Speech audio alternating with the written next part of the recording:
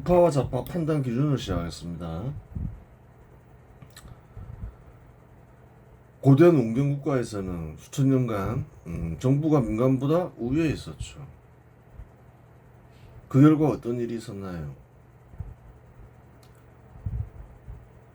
정부가 산업을 통제했다는 거예요. 특히 이제 상공업을 통제했죠. 그러면서 산업이 발전하지 못했죠. 수천 년간 빈곤에 시달려야 했다는 거예요. 절대 빈곤에. 또 민간기업 설립을 허용하지 않았죠. 그래요. 우파와 좌파의 판단 기준은 가장 중요한 게 뭔가요? 민간기업 설립을 허용하느냐, 허용하지 않느냐. 이제 그렇게 되는 거예요. 민간기업 설립을 허용하기 위해서는 정부와 민간 사이의 평등을 달성해야 된다는 거예요. 그 정부가 민간보다 우위에 있으면 민간기업 육성도 안 될 뿐더러 또 어떤 일들을 벌이나요? 조선을 보면 안다는 거예요. 다른 고대 왕국도 마찬가지라는 거예요. 재산을 약탈하더라. 또 재산이 약탈당하면 또 민간기업이 설립이 안 되잖아요. 민간기업이 설립될 때는 재산이 투입돼야 되니까. 그게 다 연결되어 있는 거라는 거예요. 그래요. 또 뭘 하나요? 재산을 약탈하는 과정에서 인권을 유린하더라. 그래요. 그럼 근대국가를 수립하기 위해서는 그래요. 정부가 재산을 약탈하지 못하게 해야 되고 인권을 유린하지 못하게 해야 되고 산업을 통제하게 해서는 안 된다는 거예요. 그러한 권한을 박탈해야 되는 거죠. 박탈해야 되는데 그러한 조치들은 뭐가 되나요? 결국 정부와 민간 사이 평등을 달성하는 조치가 되는 거라는 거예요. 현 시대 근대국 좀 어느 정도 발전한 근대국가에서는 민주 정치를 실시하죠. 뭔가요 그게? 뭐 선거로도 뭐 공직자를 선출하고 그러잖아요. 뭐 상권 분립을 시키고 또 주권은 정부에게 있다 그렇게 안 하잖아요. 주권은 특정 가문에게 있다 그렇게 안 하잖아요. 어떻게 하나요? 주권은 국민에게 있다 이러잖아요. 그럼 뭔가요? 정부와 민간 사이 평등을 달성하는 조치가 다름 아닌 민주주의 실현이라는 거예요. 민주주의 실현을 하는 한 방편으로 민주정치 제도가 도입이 되는 거죠. 민주주의가 뭐냐? 다수결을 따르는 것이다. 그런 게 아니라는 거예요. 수천 년간 우월적 위치에 있던 정부의 권한을 박탈하는 게 민주주의라는 거예요. 그래서 정부와 민간 사이 평등을 달성하는 게 민주주의다. 그래요. 그렇게 되는 거예요. 사람들이 잘못 생각하면 역사의 기록들을 보면 다 권위주의 정부잖아요. 왕이 있고 귀족이 있고. 그래요. 그런데 그러면 원래부터 이제 정부는 권위주의적이다 그렇게 생각할 수 있는데 역사의 기록만 보면 그렇잖아요. 근데 역사의 기록이란 게 많이 올라가 봤자 한 2, 3천 년이잖아요. 농경은 한 10,000년 전부터 시작됐잖아요. 또 그전에는 수렵 채집이 시대잖아요. 생각을 잘해야 되는 거예요. 수렵 채집 때는 어땠을까? 정부가 민간보다 위에 있었을까? 아니라는 거예요. 수십만 년간 수렵 채집을 했죠. 수렵 채집을 하는 공동체는 어떻게 살아가고 있느냐 확인하면 되잖아요. 다 조사되어 있다는 거예요. 왜냐하면 수렵 채집하는 공동체가 얼마 남아있는 것도 있었으니까, 얼마 전까지만 해도. 지금은 좀 변질했다 하더라도 거기서는 거기서도 이제 정부 역할을 하는 사람들이 있는데 정부가 민간보다 위에 있지 않더라. 대등하더라. 그런 관계가 수십만 년간 이어졌다는 거예요. 그러다가 농경이 시작되면서 정부가 수립됐겠죠. 그런데 수십만 년간 관습적으로 형성된 관습이 갑자기 사라지냐는 거예요. 정부가 수립되자마자 정부가 민간보다 우위에 있게 됐냐는 거예요. 아니라는 거예요. 수십만 년간 내려온 관습적 생각이나 관습은 잘 사라지지 않는다는 거예요. 그래서 이거를 쓰니는 뭐 장기간 그래요. 조직된 정부는 민주적으로 운영되었을 것이다. 단지 그게 기록에 남아있지 않을 뿐이다. 그렇게 주장한다는 거예요. 아마 그게 사실일 거라는 거예요. 그러다가 이제 점점 바뀐 거죠.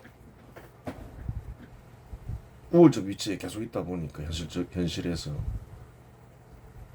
권력을 독점하고 있고 이러니까 그래요. 그러니까 현 시대에 이제 근대 국가가 수립되면서 민주 정치를 실현하려 하는데 그 방해가 되니까 민주 정치를 도입하려고 하죠. 새로운 정치 도입이 아니라는 거예요. 사실 이거는 그래요. 장기간 중단되었던 민주 정치를 재생시키는 거죠. 그렇게 보면 되는 거예요.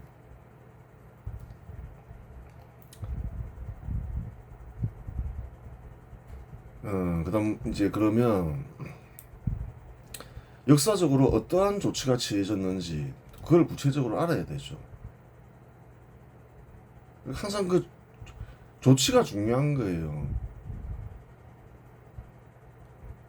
그리고 또 한번 생각해 보자는 거예요. 공산주의 활동을 하는 사람이 혹은 사회주의 활동을 하는 사람이 그래요. 민주주의 활동을 한다 이렇게 얘기하잖아요. 사실인가요? 거짓말인가요? 사실이 아니라는 거예요. 민주주의에는 이런 종류 저런 종류가 있다 아니라는 거예요. 한 가지밖에 없다는 거예요. 민간과 정부의 평등 달성, 그게 민주주의라는 거예요. 여러 가지 이제 제도가 도입되지만 정치적으로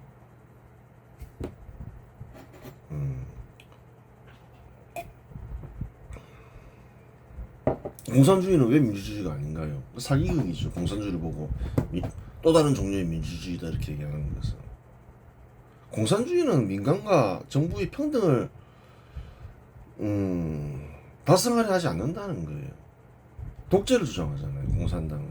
공산당이 정부를 장악하죠. 그럼 공산당과 정부는 또 뭐 전 국가의 재산을 독점하죠. 민간과 정부는 평등한 거예요? 평등하지 않은가요? 평등하지 않다는 거예요. 그 사기극이라고 얘기하는 거예요. 재산을 장악하고 특정 집단이 권력을 행사한다. 누가 그랬냐는 거예요. 고대 왕국이 그랬다는 거예요.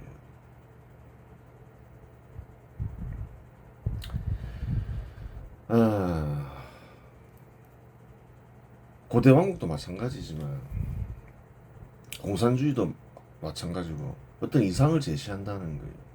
이상과 우리가 달성해야 할 목표. 누구나 읽으면 어떤가요? 세뇌될 수가 있다는 거예요. 현실과 동떨어진 얘기인 거죠. 그래요. 개변이라는 거예요. 그런 것이 인간을 이롭게 한다 이런 생각은. 다 개변이고 그런 것을 보면 안 된다는 거예요. 어떠한 조치가 있느냐. 그 사람들의 삶과 공동체의 번영에 영향을 미치는 것은 실시되는 조치라는 거예요. 이런저런 핑계 대면서 정부가 우위에 있어야 돼. 이런 것을 달성하기 위해서.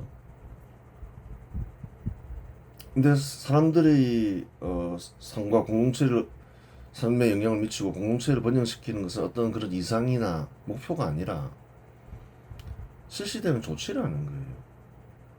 그 조치가 사회에 미치는 어떤 영향, 그리고 결과. 그게 핵심이라는 거예요. 앞에 뭐 이상이나 목표 그런 건 다 필요 없다는 거예요. 정부를 우위에 두네? 우위에 두는 조치를 취하네? 고대 국가나 공산주의나 그렇네?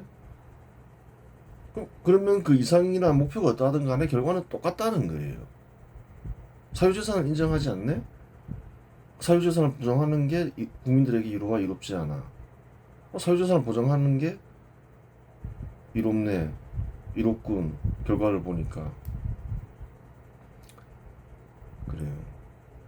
그런데 고대 국가와 공산주의 국가는 뭐 이유는 다른데 사유재산을 통제하거나 인정하지 않네? 그 결과가 어때? 결과는 똑같다는 거예요. 비참한 절대빈곤에 시달리죠. 그래요.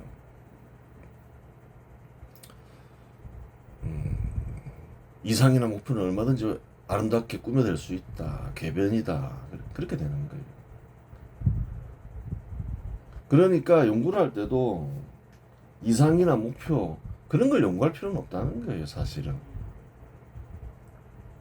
어떠한 조치를 취했고 어떠한 효과가 있고 어떠한 작용이 일어나고 어떠한 효과가 있고 결과는 어떠한가 그 효과라고 볼 수도 있는 거죠. 왜 공산주의 국가는 잘 안 되느냐? 공산주의 이상이나 목표를 연구할 게 아니라 공산주의 국가에서 어떤 조치를 취하니까 조치를 연구하고 효과를 연구하고 그게 더 의미가 있다는 거예요. 아, 이래서 안 됐구나. 그래요.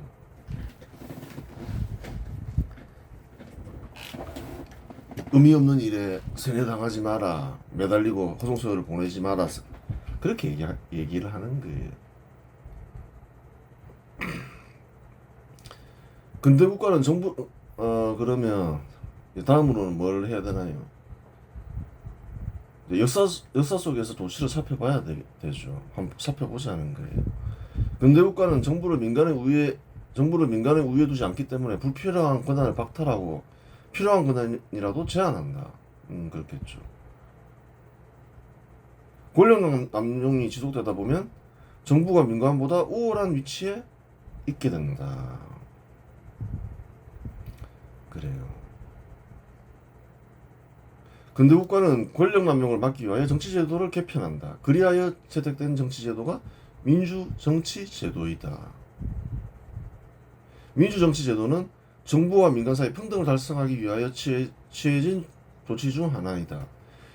사람들이 이제 민주주의와 민주정치제도를 구별하지 못할 수가 있는데 민주정치제도는 왜 도입을 하나요? 민주주의를 달성하기 위해서 도입되는 정치제도라는 거예요. 그 구별할 수가 있어야 되는 거예요.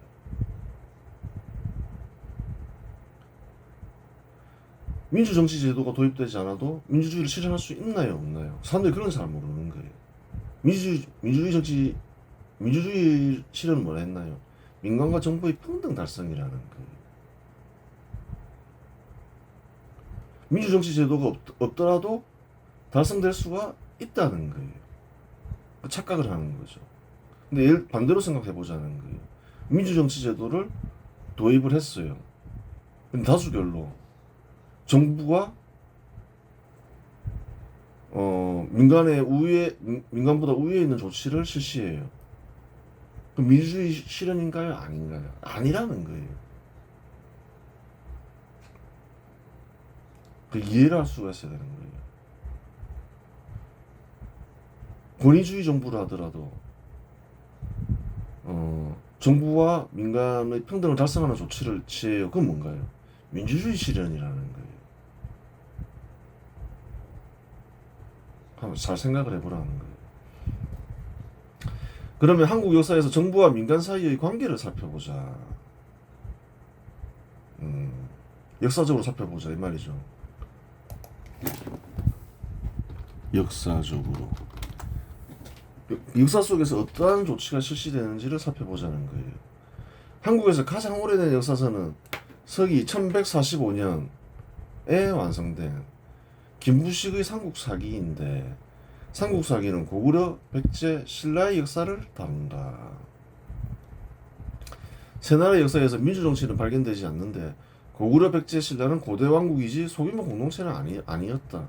따라서 그 이전부터 권위주의 정치가 실시되어 조선시대까지 이어졌다. 한국 역사서에는 남아있는 게 없다는 거예요. 그래요. 그리스 서적에 남아있어도 민주정치 흔적이. 하지만 마찬가지다. 역사서에 없을 뿐이지 상당 기간 민주정치가 실시되었을 것이다. 단지 기록이 없을 뿐이다. 이제 그렇게 주장할 수가 있는 거죠. 인디언 사회 보니까 그렇더라. 그런 거예요. 뭐 한국이라고 뭐 달랐겠냐 한반도라고. 그렇게 얘기할 수 있는 거예요. 조선시대 왕실에는 있지만 현시대 한국 정부에는 없는 권한이 있다. 그러한 일이 발생하면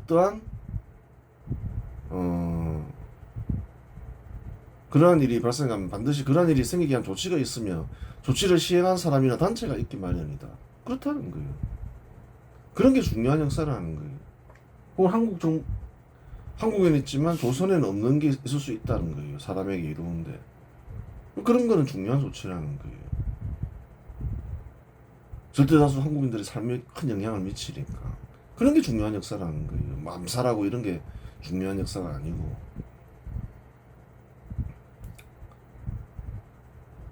한국에서는 신분제도가 붕괴돼서 신분제도를 공식적으로 인정하지 않고 실질적으로 없는데 조선시대에는 있더라. 누가 붕괴시켰지? 붕괴시킨 사람은 한국인들에게 큰 공적이 있는 거잖아요. 조선에는 심심하면 관리들이 수탈이 있어가지고 밀란이 일어났는데 현시대 한국에서 보니까 그런 게 없네? 저절로 그렇게 된 것일까? 그게 아니라는 거예요. 한국인들이 모른다는 거예요. 중요한 역사를 안 가르치고 있는 거죠. 그러면 누군가 반드시 관리들이 수탈을 금지시킨 사람이나 단체가 있기 마련이라는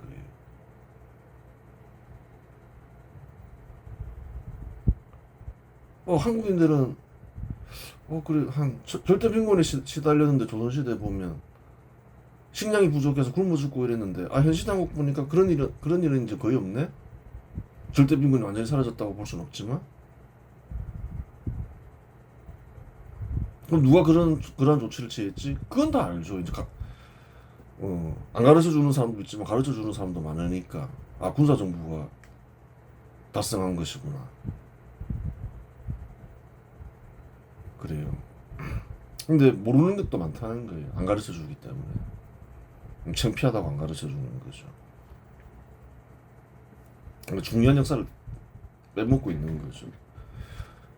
그래요. 조선시대에서 왕실은 상공업을 통제하며 민간기업 설립을 허용하지 않았다. 사실이라는 거예요.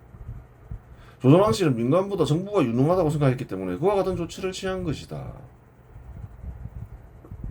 민간기업 설립을 허용하지 않았다는 거예요. 왕실이 이제 혹시 기업을 설립해서 이득을 취하려는 조치는 했지만 왕실 기업을 민간 기업이라고 볼 수는 없는 거죠.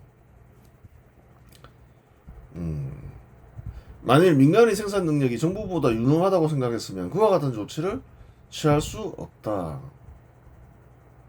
왜 민간 기업을 허용하지 않았을까? 여러 가지가 이유가 있겠지만 정부가 우위에 있다고 보는 거예요. 정부가 더 능력이 있으니까 더 잘할 것이다. 뭐 또 한 가지 생각, 또 한 가지는 뭘까요? 민간에게 왜 이득을 주느냐? 정부가 더 능력이 있으니까 정부가 직접 육성하고 직접 생산하고 직접 생산에 참여하고 이득을 얻으면 되지. 뭐 그런 생각이라는 거예요. 공산당도 마찬가지죠. 그래서 항상 이상이나 목표를 보지 말라는 거예요. 똑같다는 거예요. 왜 공산주의 국가가 고대 국가로 돌아가느냐? 왜 공산주의 국가는 고대 국가라고 얘기하느냐? 조치가 똑같기 때문에 그렇게 얘기를 한다는 거예요. 고대 왕국을 개성한 거죠. 물론 조선 왕실의 그와 같은 생각과 조치는 조선 왕실에만 해당되는 것은 아니고 고대의 모든 왕실에 해당하는 것이다. 고대의 왕실은 다 그렇게 생각했다는 거예요. 근대 국가가 수립되는 과정에서 투쟁이 일어나죠. 내전, 투쟁도 격렬하게 일어나잖아요. 내전이 일어난다는 거예요. 고난을 포기하기 싫으니까. 1883년 조선 왕실은 해상공국을 설치하여 상공업을 더 철저하게 통제했다. 1906년 통감부 통감 이또 1호 부민은 상무사로 이름을 바꾼 해상공국을 폐지하여 상공업 활동의 자유를 보장했다. 이와 같은 조치는 상공업을 통제하는 정부 권한을 박탈한 것으로 정부와 민간 사이 평등을 달성한 조치에 해당한다. 그렇죠. 산업 간의 평등을 달성하는 것은 또 하나의 이제 민간 기업을 달성하는 민간 기업을 육성하는 하나의 조치가 되지만 여러 가지가 얽혀 있어서 이런 일이 벌어진다는 거예요. 이것은 또한 정부와 민간의 평등을 달성하는 조치가 되기도 한다는 거예요. 조선왕실은 1910년 조선이 식민지로 전락하기 직전까지 민간기업 설립을 허용하지 않았다. 1910년 12월 29일 조선총독부 총독 데라우치 마사타케는 회사령을 공포하여 조선총독부 허가 시 민간인의 기업 설립을 허용했다. 허용했다는 거예요. 허가라는 조건은 있지만 조선왕실은 허가 안 했다는 거예요. 1920년 조선총독부 총독 사이토 마코토는 회사령을 폐기함으로써 민간기업을 누구나 육성할 수 있게 했다. 이제 아무나 육성해, 아무나 설립해, 이렇게 된 거라는 거예요. 수천 년간 정부 허가 없이는 설립할 수 없는 민간기업을 1920년부터 누구나 설립할 수 있게 되었다. 정부의 권한을 박탈한 거죠. 이 경우는 정부의 권한을 박탈한 거라고 보면 안 되고 뭐라 해야 되나요? 정부의 권한을 박탈했는데 정부가 조선 총독부잖아요. 그 스스로 포기한 거라고 봐야 되는 거예요. 총독 데라우치 마사타케와 사이토 마코토의 조치는 정부에 해당하는 왕실만 기업을 설립할 수 있는 권한을 박탈하는 조치로 왕실은 이제 사라졌으니까 그때는 정부와 민간 사이 평등을 달성한 조치이다. 근데 조치의 성격이 뭔가요? 박탈이 아니라 스스로 포기한 거죠. 권한을 내려놓은 거죠. 원래 조선 왕실이 근대화 개혁을 하고자 하면 이렇게 했어야 되는데 하지 못하고 조선 총독부가 한 거죠. 그래서 안 가르치겠죠. 부끄럽다고, 수치스럽다고. 조선 왕실은 정부에게 국민들의 재산을 약탈할 수 있는 권한을 부여했다. 부여했다는 거예요. 그래서 밀란이 많이 일어났잖아요.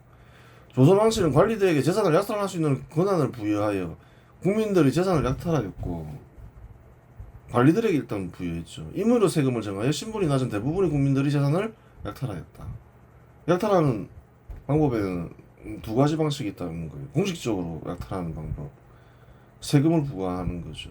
또 비공식적으로 약탈할 수 있다는 거예요. 관리들에게 막강한 권한을 부여함으로써. 조선 총독부는 재산을 약탈할 수 있는 권한을 스스로 포기했다. 그렇게 되는 거예요. 조선 총독부가 취한 조치는 그래요.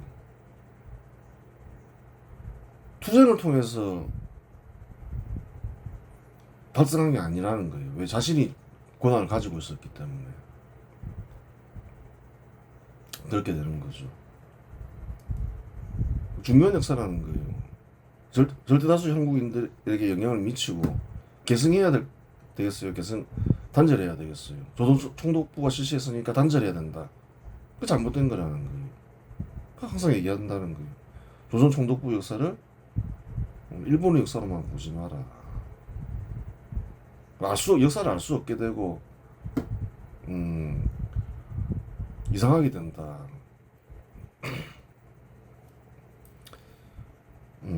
1906년 이토 히로부미는 지방관이 징세권을 박탈하여 관리들이 재산 약탈을 금지시켰다.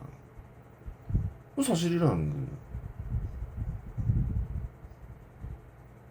공적이 크나요 작나요? 굉장히 큰 공적이라는 거예요. 또한 소작농의 세금을 면제시켜 절대다수 상국인들은 정부의 수탈에서 해방되었다. 절대다수 상국인들은 토지 없는 소작농이었다. 대부분이 다 소작농이었다는 거예요. 소작농도 가난하니까 세금 면제시켜. 공적이 크나요 안 크나요? 공적이 크다는 거예요.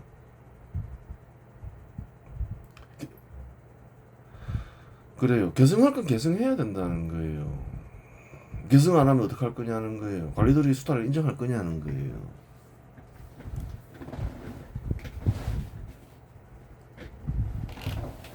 역사를 엉터리로 가르칠 수도 없고.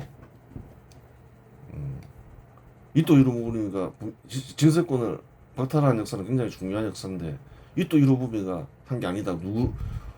누가 했다라고 조작할 거예요. 고종이 했냐는 거예요. 이승만이 했냐는 거예요. 안 가르칠 수도 없는 거고 중요한 역사고 개성해야 될 건 개성해야 되는 것인데 1918년 당시 조선총독부 제3대 총독 하세가와 요시미치는 1918년 소득세령을 시행하여 정부의 재산을 약탈할 수 있는 권한을 스스로 포기했다. 임의로 세금을 부과할 수 있잖아요. 또 조선총독부나 총독이 그런 권한이 없었냐는 거예요. 조선 왕실보다 장악력이 약했냐는 거예요. 얼마든지 세금 거둘 수 있다는 거예요. 약탈할 수 있다는 거예요. 근데 그렇게 하지 않았다는 거예요. 법이죠, 소득세령은. 그래요. 법에 따라 세금 거뒀죠. 그럼 어떻게 세금을 거뒀냐? 법 내용을 봐야 된다는 거예요. 이 법에 따르면 저소득자는 세금이 면제되거나 낮은 세율을 적용받아 세금이 거의 부과되지 않았다. 어느 정도 소득 되는 사람에게 세금을 걷기 시작했다는 거예요. 저소득자에게 세금을 면제시키고, 물론 뭐 현 시대와 같이 뭐 담배를 사면 붙는 세금 그런 건 있죠. 지금이 더 많다 했죠, 예전에. 조선 총독부는 소득이 일정 금액 이상 이르러야 세금을 걷었다. 그래요. 저소득자는 세금을 면제시켰다. 그렇게 되는 거예요. 대부분의 근로자나 농민들은 소득이 일정 금액에 이르지 못했기 때문에 세금이 면제되었다. 그래요. 잘 보라는 거예요. 수탈을 했다고 말하려면 수탈한 조치가 있어야 되고, 수탈당한 대상이 있어야 되고, 수탈된 재산이 있어야 되고, 사람도 있어야 된다는 거예요. 저소득자에게 세금을 면제시키는 조치는 수탈하는 조치인가요? 수탈을 금지시키는 조치인가요? 그걸 생각하라는 거예요. 구체적으로 따져봐야 된다는 거예요. 수탈을 얘기할 때는. 이 조치가 수탈하는 조치나요? 수탈을 금지하는 조치인가요? 고대 국가의 정부는 국민들의 재산을 약탈할 수 있는 권한을 스스로 포기하지 않는다. 그걸 알아야 되는 거예요. 이런 권한을 스스로 포기하지 않는다는 거예요. 자생적으로 근대국가가 수립된 곳에서는 근대국가 수립 세력이 내전을 통하여 정부의 재산을 약탈할 수 있는 권한을 박탈한다. 세금을 부과하는 권한, 정부의 세금을 임으로 부과하는 권한. 그걸 어떤 식으로 박탈하느냐?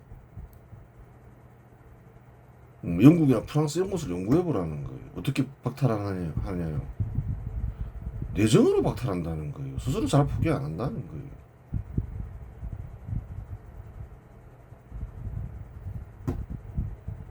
그래요. 한국에서는 그러한 내전의 역사가 없는데 이런 조선 총독부가 그러한 권한을 스스로 그러한 권한을 포기했기 때문이다. 정부가 재산을 약탈할 수 있는 권한을 포기한 조치는 정부와 민간 사이의 평등을 달성한 조치이다. 근대 국가가 수립된 곳에서 어떨까요? 정부가 세금을 부과하는 임무를 부과하는 권한을 박탈하는 역사를 가르칠까요? 안 가르칠까요? 가르치죠. 중요한 역사로 가르치죠. 프랑스 인문도 잘 그렇게 가르치잖아요. 아마 그런 맥락으로 알고 있죠. 미국의 독립운동도 마찬가지죠. 그래요. 한국에서는 가르치나요? 안 가르치나요? 안 가르치잖아요. 조선 총독부가 그러한 조치를 취한 것도 이제 수치스럽게 생각해서 안 가르치고 중요한 역사임에도 불구하고 또 문제는 또 뭔가요? 내전이 없잖아요. 그러니까 가르칠 다른 나라엔 다 있는 내전이 없다. 내전이 없는 이유를 가르쳐야 될 거 아니에요. 그 이유가 뭔가요? 조선 총독부가 스스로 권한을 내려놨기 때문에 내전이 없었다. 이렇게 되는 거예요. 사유재산이 확립되지 않은 곳에서 국민들의 재산은 정부에 의해 재산이 약탈당한다. 1910년 조선 총독부 총독 데라우치 마사타케는 토지조사 사업을 실시하여 사유재산을 확립하여 정부의 재산 약탈을 무력화했다. 사유재산이 확립돼야지 약탈을 금지시킬 수가 있다는 거예요. 공식적으로. 사유재산이 불분명하면 약탈하기가 쉬워지죠. 그러니까 반드시 취해야 되는 조치인 거예요. 토지조사 사업도. 그런 거 왜 하냐, 수탈이다 이렇게 가르치지만 한국의 탈레반 역사가들은 토지 수탈을 목적으로 토지조사 사업을 실시하였다고 하지만 이는 사실과 다르다. 우선 한국인들은 대부분 토지 없는 소작농이었으니 수탈당할 토지가 없었다. 그걸 알아야 되는 거예요. 누가 수탈당했냐. 그러면 이제 뭐 지주나 자영농인데 자영농도 그다지 많지 않고 대부분 소작농이었다는 거예요. 또한 사유재산이 확립되지 않았으니 수탈당했다는 근거가 없다. 그래요. 사유재산이 확립되어 있는 사회가 아니었다는 거예요. 이것이 뭐 동네 재산인지 정부 재산인지 명확하지가 않았다는 거예요. 마지막으로 조선 총독부는 만주를 통치하기 위해 한국인들을 이주시키는 정책을 실시했는데 100만 명이 넘는 한국인들을 만주로 이주시키는 유인책으로 광대한 토지를 제공하였다. 한 100만에서 200만 가까운 한국인들이 이주했죠. 강제 이주시켰냐는 거예요. 강제 이주했다는 증거는 기록은 하나도 없다는 거예요. 200만이나 이주시켰으면 강제로 이주시켰으면 많은 기록이 남겠죠. 그런 게 없다는 거예요. 만주를 이주시켜서 감사합니다라고 쓴 글들은 많은데 그래요. 유인책으로 토지를 제공했다는 거예요. 그래서 충성스러운 다 수인들이 됐다는 거예요. 제국이. 그 만주족이건 중국인이건 러시아인이건 주변 종족들이 한국인을 제국의 하수인이라고 불렀다는 거예요. 별명이었다는 거예요. 그게. 한국인들을 강제로 이주시킨 역사는 일본에는 없고 조선 총독부는 없고 소련은 있었죠. 1936년 스탈린이 제국의 하수인들이라면서 한국인들을 소련에 거주하는 한국인들을 중앙아시아로 강제 이주시켰다는 거예요. 역사를 정확하게 알아라는 거예요. 따라서 한국인들은 광대한 토지를 제공받은 역사는 있어도 토지를 수탈당한 역사는 없다. 아니 무슨 소리냐. 뭐 수탈당했냐 토지를. 200만 가까이 만주를 이주시키기 위해서 광대한 토지를 제공했는데 그런 적 없다. 한국인에게 해당되지 않는 역사다. 그것은 그렇게 얘기할 수 있죠. 물론 행정적 착오로 토지를 잃은 농민이 전혀 없다고 볼 수는 없으나 행정적 착오를 수탈로 볼 근거는 없다. 그야 뭐 그건 있을 수 있는 일이죠. 사유재산을 확립하는 과정에서 행정적 착오가 있을 수 있는 거예요. 많은 사람들 상대로 하니까. 그걸 가지고 수탈이라고 얘기할 수는 없다. 그렇게 얘기할 수. 더구나 한국인들은 광대한 토지를 제공받았다는 거예요. 이러고 저러고 따질 필요 아무것도 없다는 거예요. 조선 왕실은 정부가 신분 높은 이들에게 재산을 약탈할 수 있는 권한 외에 인권을 유린할 수 있는 권한을 부여하였다. 인권 유린당하잖아요. 동안만 보면 인권 유린당, 재산 약탈당하고 인권 유린당하다가 일어난 밀란이잖아요. 1894년 일본군의 지원을 받아 조선의 독립과 집권에 성공한 갑신정변 인사들을 중심으로 한 개화파 인사들은 신분제도를 폐지하여 신분 높은 이들이 인권 유린을 공식적으로 금지하였다. 그렇죠. 고대왕국에서는 정부가 인권을 유린했고 신분 높은 이들이 인권 유린했죠. 신분제도 폐지하면서 이제 인권을 보장하는 거죠. 인권을 향상시키는 거죠. 관리들 역시 공식적으로 민간인보다 신분이 높지 않으니 관리들이 않게 됐죠. 않게 되었으니 관리들의 인권 유린 역시 공식적으로 금지되었다. 1894년에는 이제 관리들의 숙달 역시 공식적으로 금지됐다는 거예요. 관리도 이제 신분제도를 부정하면 관리들이나 민간인이나 신분이 똑같아지잖아요. 따라서 신분제도 폐지는 정부와 민간 사이의 평등을 달성한 조치에 해당한다. 그래요. 갑신정변 인사들이 공적이 있죠. 일본군의 지원을 받아서 실시한 조치니까 일본과 합작한 것으로 볼 수도 있는 거예요.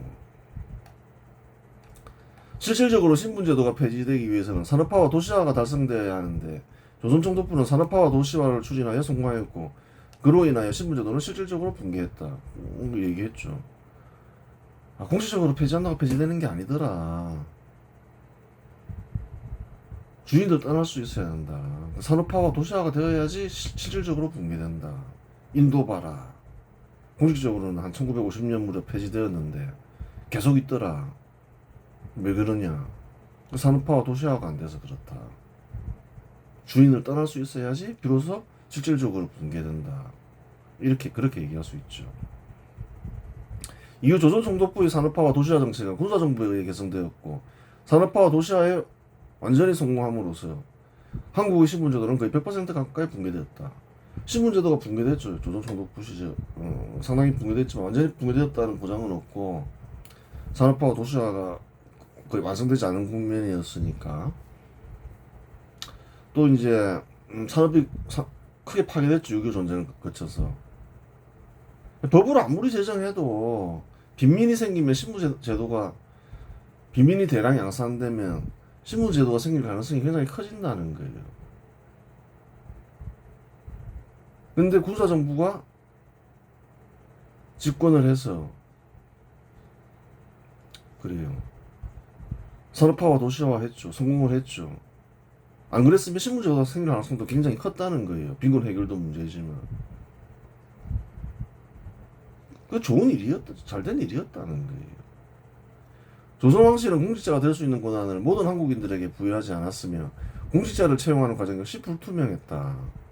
뭐 사실이잖아요. 조선왕실이 뭐 공정하게 모든 한국인들에게 공직자가 될 수 있는 기회를 줬냐는 거예요. 아니라는 거예요. 1910년 조선총독부 대라우지는 고등문관 시험과 보통문관 시험을 실시하여 누구나 시험에 합격하면 공직자가 될 수 있는 권리를 부여하였다.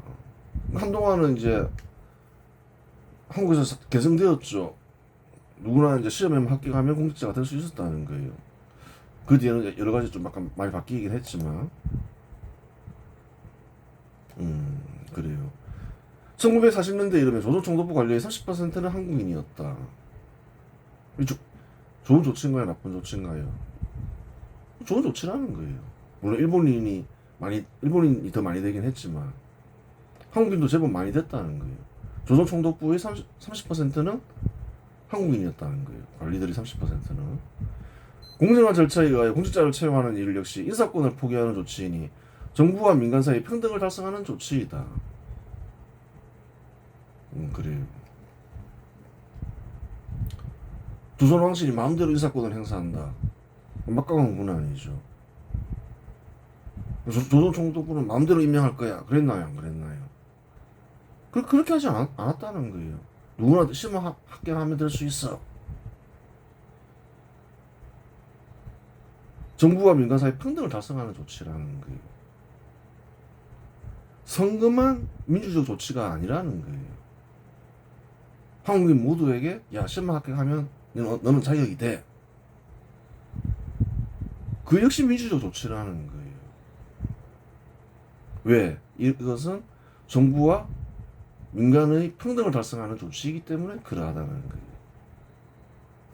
이번 시간에서 마치겠습니다.